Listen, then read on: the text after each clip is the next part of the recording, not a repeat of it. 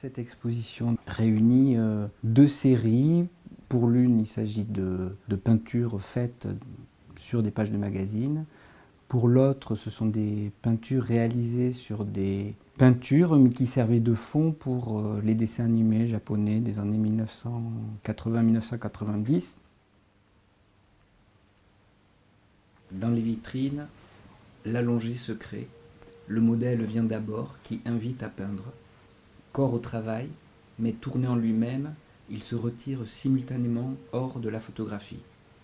Il gouverne, invente la méthode, les manières de l'œil et dicte mes façons.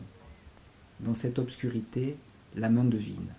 Ce dépôt de couleurs figurant peu, une abstraction qui feint l'indifférence, la rêverie du modèle dont je suis le conduit, la caresse du papier.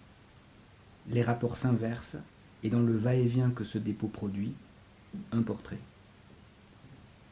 C'était d'abord le souhait de comme glisser une peinture dans un objet du quotidien. Le magazine reste un magazine, mais dans ces pages, en effet, il y a une sorte de dépôt coloré et qui fait toujours face, dans une double page qui est une publicité, qui fait toujours face à une figure aux yeux fermés.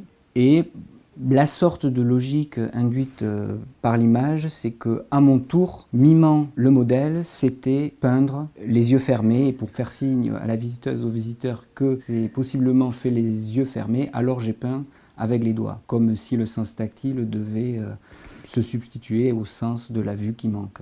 Donc cette peinture, une fois réalisée du bout des doigts, qui a priori est pas sans qualité, mais qui ne cherche pas à avoir une qualité particulière, ça peut apparaître aussi comme une image de la rêverie du modèle, enfin comme une image de la vie intérieure du modèle, dont moi je serais le conduit.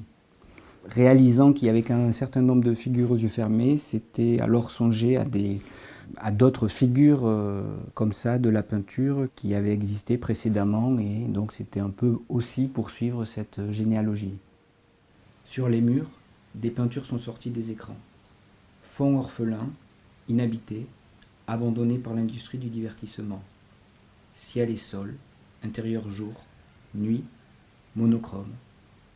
Autonome, sans récit, sur eux tout s'agite. C'est mon pinceau qui fuit. Mise à jour, frémissement, démangeaison, une peinture s'est posée sur une autre. Les traces qui s'inventent, qui effleurent ou pressent, sont le dessin animé que je projette devant moi. Donc ce qui m'intéressait, par exemple, pour cette série des animés, ils ont appartenu aux écrans, ces espaces aujourd'hui laissés vides, que je puisse les investir. La sorte d'intention que j'avais quant à la peinture, c'était qu'elle puisse se présenter comme le fond qui se rêve lui-même ou le fond qui se pense lui-même.